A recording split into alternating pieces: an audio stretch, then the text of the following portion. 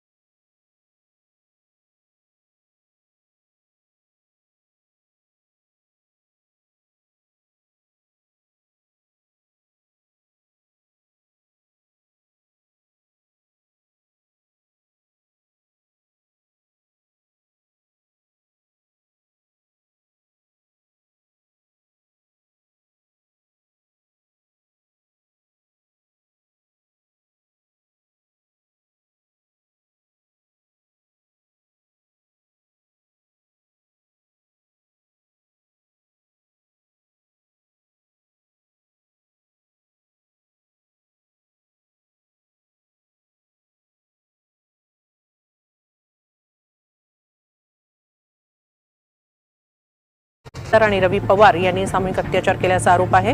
हिरालाल केदार या आरोपीला अटक करण्यात आलेली आहे। रवी पवार हा फरार आहे। ही घटना 25 ऑगस्ट रोजी घडली होती। पीडित महिलेला वारंवार ब्लॅकमेल करण्याचा प्रयत्न केल्यामुळे अखेर 5 डिसेंबरला ठाणे नगर पोलीस ठाण्यात या पीडित महिलेने तक्रार दाखल केली।